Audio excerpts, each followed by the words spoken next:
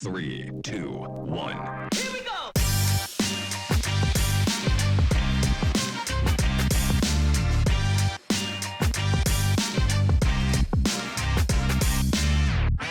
Si on parle du territoire, disons, départemental, mais je pense de tout territoire,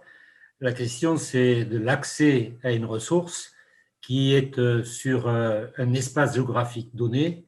mais dont l'utilisation est différente selon les différentes collectivités qui peuplent ce territoire et activités également. Donc, un des premiers enjeux en Gironde, c'est alors qu'on a une ressource abondante et une ressource qui est protégée, puisqu'on est sur des nappes profondes, la question c'est de savoir comment on gère ce volume d'eau, à la fois en masse, mais aussi en répartition sur le territoire. Ça, c'est le premier enjeu. Le deuxième enjeu, c'est la partie prospective, c'est-à-dire comment est-ce que cette eau peut être optimisée dans ses usages pour répondre à des besoins économiques, mais également des besoins de population,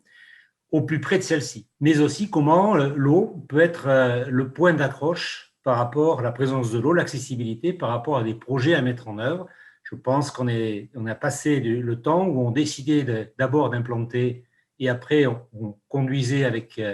une canalisation l'eau jusqu'à un point donné. Donc cette réflexion, elle est intervenue dans le cadre de l'aménagement du territoire. Le troisième élément, c'est bien sûr la question de la qualité,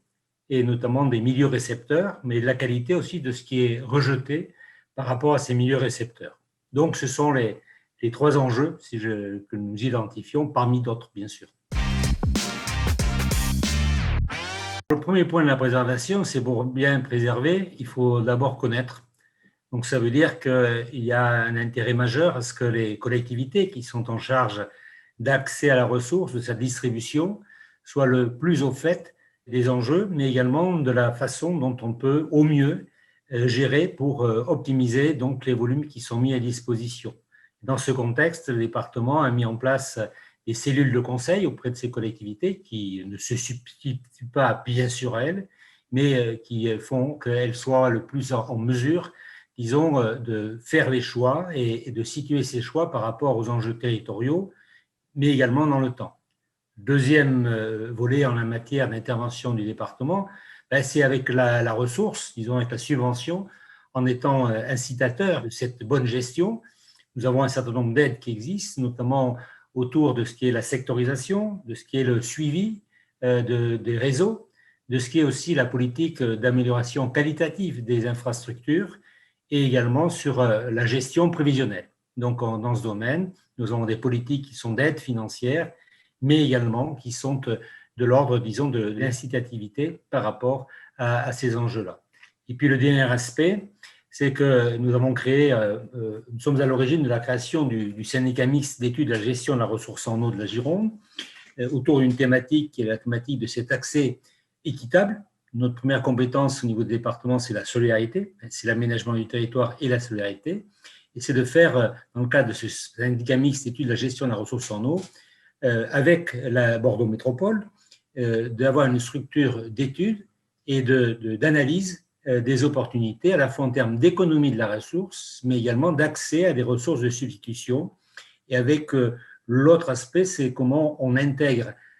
ces investissements, ces réalisations dans un pacte financier, un pacte économique qui tienne compte à la fois des besoins, mais également des capacités à faire des collectivités, et avec des conditionnalités après qui sont posées pour faire que l'accès à ces ressources, l'accès à ce moyen d'aménagement du territoire soit également conditionné à ce qu'il y ait une politique, entre guillemets, vertueuse, notamment en termes d'économie d'eau, de gestion de ces réseaux pour économiser des pertes, mais également d'assurer une diversification par rapport à l'utilisation donc d'une eau potable qui doit être privilégiée pour la consommation humaine, et de faire en sorte que cette eau potable soit moins mobilisée, voire à terme pas du tout mobilisée, pour des usages qui ne nécessitent pas cette qualité-là.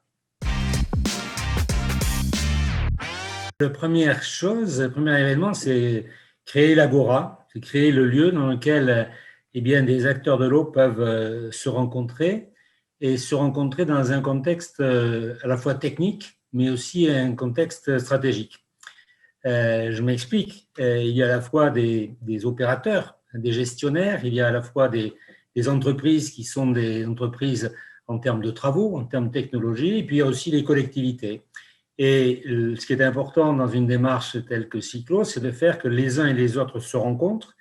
autour d'un échange de bonnes pratiques et autour d'un dialogue qui soit un dialogue constructif et qui alimente la réflexion des uns et des autres. On est sur une thématique qui est transverse, la question de l'eau, et c'est important que, sans galvauder les termes, la communauté de ceux qui ont à agir en ce domaine, à proposer, bien puisse se rencontrer et également de lancer ce qui est un peu le transfert de l'innovation, de faire en sorte que l'on puisse aussi être attentif à ce qui peut être une nouvelle approche d'une thématique, voire une nouvelle technologie par rapport à des situations qu'on rencontre aujourd'hui plus souvent, mais qu'on a pu rencontrer antérieurement et où la réponse technique, voire technologique, était une réponse qui a eu tendance un petit peu à s'institutionnaliser, alors que parfois de l'échange des approches, y compris de ceux qui paraissent être un petit peu, comment dire, dans le domaine du non-réel, fait que parfois, bien, on perçoit que ce non-réel est finalement la voie intéressante pour pouvoir progresser. Mais surtout, c'est d'avoir un dialogue qui soit un dialogue éminemment constructif avec, bien sûr, les logiques des uns et des autres.